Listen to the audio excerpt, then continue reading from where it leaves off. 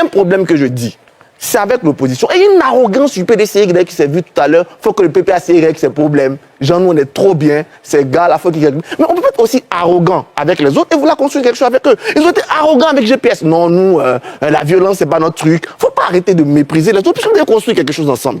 Parce que sans une alliance avec l'opposition, et pas se faire dans le mépris, au tel point que Gbagbo est obligé de rappeler qu'on n'a pas besoin, je suis banquier, on n'a pas lui-même, les conditions de sa perte. Et troisième chose...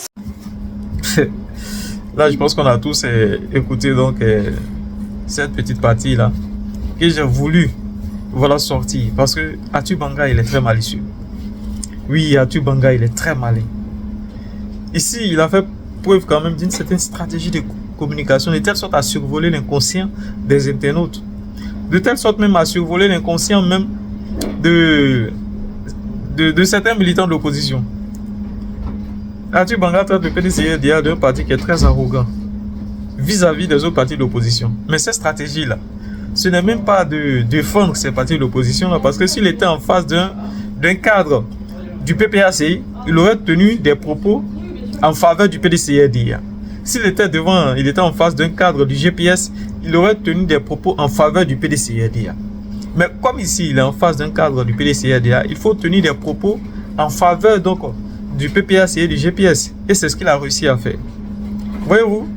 Et cette manière de faire poussera certains militants de l'opposition à vraiment aller contre le PDCI-RDA, à en vouloir au PDCI-RDA, à soutenir les propos d'Atou Banga, disant que le PDCI-RDA est très arrogant. Il va jusqu'à dire que c'est le président Tidjane Thiam qui va dire qu'il ne veut pas mettre le pantalon le serpent dans son pantalon. Mais ignorant que c'est le président Laurent Gbagbo qui a déjà lancé les hostilités en disant ou en estimant qu'il ne faudrait plus mettre à la tête de la Côte d'Ivoire un banquier.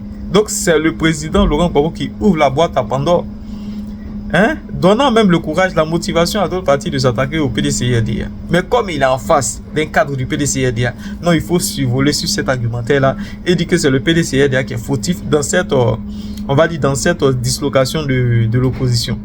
Mais je veux dire à Atou Banga, plus vous persévérez dans cette forme de stratégie, dans cette forme de malice, mais plus ça nous donne aussi le courage, parce que nous sommes matures. Je dis, nous avons une certaine maturité politique qui nous permet de dissocier quand même, on va dire, certaines malices du pouvoir en place. Mais regardons même aujourd'hui ce qui se passe au sein du PDCI-RDA. Votre soutien à Jean-Louis Billon, c'est dans quelle optique? Et quand je suis un peu les pages qui ont relayé un peu les sorties d'Atou Banga, mais vous voyez les petites pages de Jean-Louis Billon là qui vont liker, qui vont soutenir les propos d'Atou Banga. Mais l'optique, c'est de fragiliser le PDCI-RDA. Voilà pourquoi est-ce que l'honorable Redoumi Soumaïla a eu l'intelligence de dire qu'il ne vient pas ici, on va dire, s'attaquer à Jean-Louis Billon, qui est aussi un cadre du PDCI-RDA, parce qu'ils avaient tout fait pour le pousser à attaquer Jean-Louis Billon sur le plateau de NCI. Mais il a quand même évité ce piège-là. Donc Atou Banga, on voit bien dans votre malice. On voit bien dans cette forme de stratégie de communication qui vise à fragiliser encore l'opposition, à opposer les uns contre les autres dans cette opposition. Donc on comprend. Mais ici, je vais dire à Atou Banga, l'opposition va se retrouver parce que l'enjeu de 2025 est de taille. Rassurez-vous, l'opposition tout entière, de gauche comme de droite, va se retrouver. Parce que l'enjeu de taille, l'enjeu de 2025 est de taille. L'objectif, c'est de vincer ce pouvoir-là du RHDP. C'est de vincer ce pouvoir du RDA aujourd'hui qui base son pouvoir sur l'armée de Côte d'Ivoire. Je le dis, vous avez deux instruments qui permettent au RDA de se maintenir au pouvoir. Vous avez la CEI et vous avez l'armée nationale. Quand vous avez les appareils répressifs de l'État tels que la gendarmerie et la police nationale qui prennent fait cause pour le RDA, qui accompagnent même des milices parallèles du RDA telles que les microbes en période électorale pour, on va dire, s'attaquer aux manifestants pacifiques, mais il faut se dire que ce parti-là est déjà préparé. Et quand ils disent qu'ils vont maintenir le pouvoir jusqu'en 2050, c'est parce qu'ils se disent qu'ils ont l'armée nationale avec eux. Ils ont l'armée nationale qui n'est plus républicaine, mais qui est partisane aujourd'hui, qui défend que le pouvoir du RDA. Ça, c'est une réalité. Il ne faudrait pas qu'on se voile la face. Et aujourd'hui, si Atou Banga a le courage de venir s'attaquer à ces partis-là, c'est parce qu'il reçoit quitus du RDA. C'est un militant du RDA, tout le monde le sait. C'est parce qu'il reçoit quitus, il reçoit assurance du RDR qu'il se permet de s'attaquer, d'invectiver même certains cadres du PDCRDA et des partis d'opposition. Voilà pourquoi j'ai toujours dit, un cadre du PDCRDA qui est invité sur CNC, ça n'a d'autre objet que de descendre le PDCRDA. Parce que tout le monde sait que NCI là, c'est pour Loïc Foloro, c'est-à-dire le fils de Madame Dominique Ouattara, qui est l'épouse d'Alassane Ouattara, président de la République de Côte d'Ivoire et président du RDR. Mais vous pensez qu'ils vont vous inviter sur un tel plateau et vous aller dans votre sens?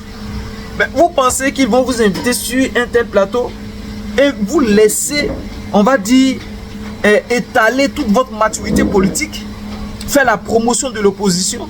Mais quand ils vous invitent là, c'est parce qu'ils savent qu'ils ont des personnes en face qui pourront vous descendre comme il se doit.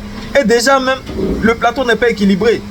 Ils vont vous présenter des gens qui sous la coupole d'activistes de la société civile, mais qui en réalité, en arrière-plan, voilà, argumentent pour le pouvoir en place.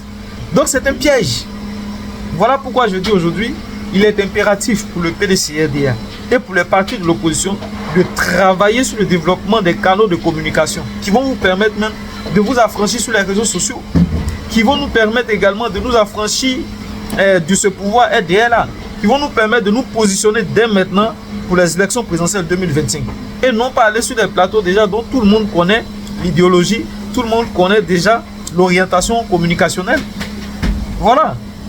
Atou Banga, pour moi, il a fait preuve d'une certaine maestria en touchant, mais c'est un malin. Il est malin, il pense que l'opposition, là, nous, on ne voit pas toutes ces... Voilà, on ne voit pas cette malice-là. On voit et on observe. Ça, c'était mon observation. On est ensemble.